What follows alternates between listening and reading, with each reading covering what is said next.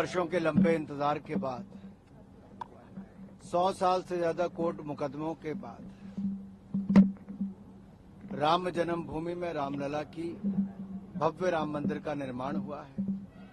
प्राण प्रतिष्ठा समारोह में देश और दुनिया भर के लोग आए और उसके बाद भी लाखों लोगों का आना जाना रहा। आज मेरा भी सौभाग्य है प्रभु राम के चरणों में शीश झुकाकर उनका आशीर्वाद भी मिला है।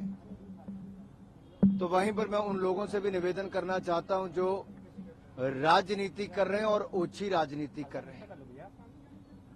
जब से श्रीमती द्रौपदी मुर्मू जी देश की राष्ट्रपति बनी तब से विपक्ष के लोगों को अच्छा नहीं लगा, क्योंकि पहले मोदी जी ने एक अनुसूचित जाति समुदाय से आने वाले, गरीब परिवार से आने वाले रामनाथ कोविंद जी को देश का राष्ट्रपति बनाया।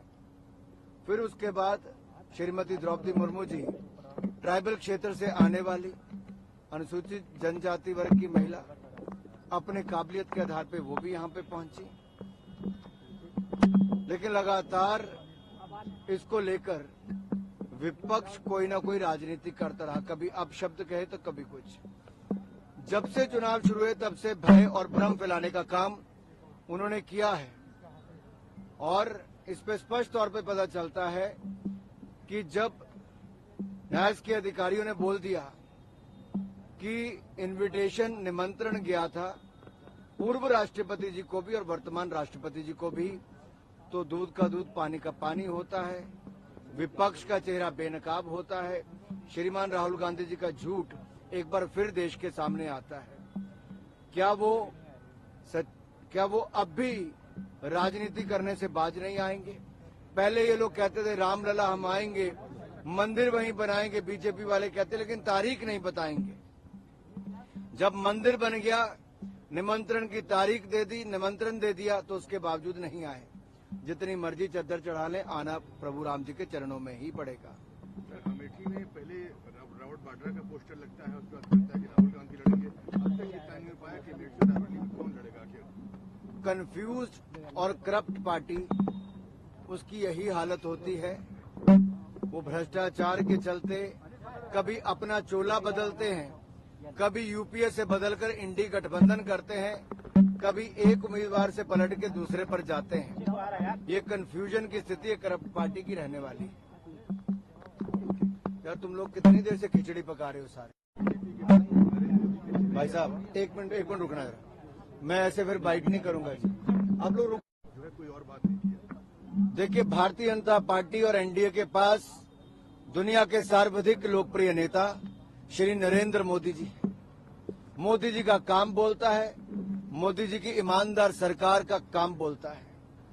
दूसरी ओर विपक्ष है जहां पर एक अनार 100 बीमार, जो ये सोचते हैं आज एक साल एक प्रधानमंत्री, दूसरे साल दूसरा प्रधानमंत्री, तीसरे साल चौथा प्रधानमंत्री होगा, लेकिन इनकी तमन्ना ही रह जाएगी और एक अनार 100 बीमार वाली स्थिति विपक्ष की बनी रहेगी। जो इनके पास ना नेता है, ना नीति है और नीयत में खोट पहले से ही नजर आता है।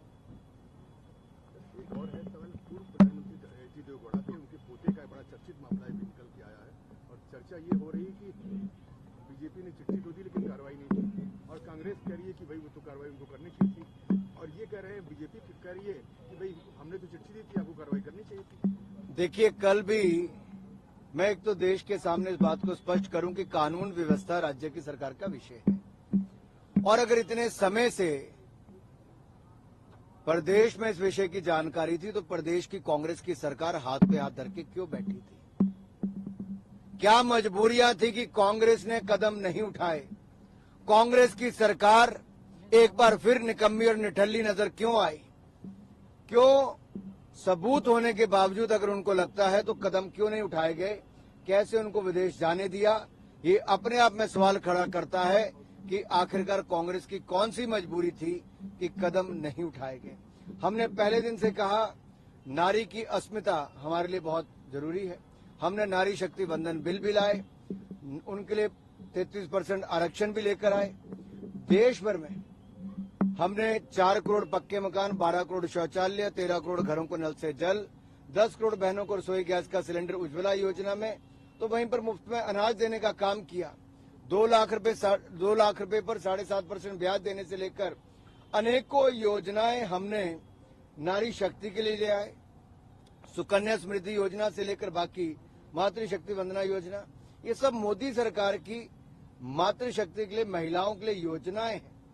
और हम पहले दिन से कहते हैं, महिलाओं के प्रति अगर कोई भी अत्याचार करता है, दुराचार करता है, उसके खिलाफ कड़ी से कड़ी कार्रवाई करो, चाहे किसी भी परिवार का हो, किसी भी राजनीतिक दल का हो, उसको बख्शना नहीं चाहिए। और कांग्रेस की सरकार इसमें फेल हुई कि राज्य में सरकार होने के बावजूद, मैं पूछना चाहता हूं राहुल जी से और खड़गे जी से, जो कांग्रेस के अध्यक्ष हैं और कर्नाटक के राज्य से ही आते हैं, वहां उनकी अपनी कांग्रेस की सरकार है, क्यों नहीं कदम उठाया गया गिरफ्तारी करने के लिए?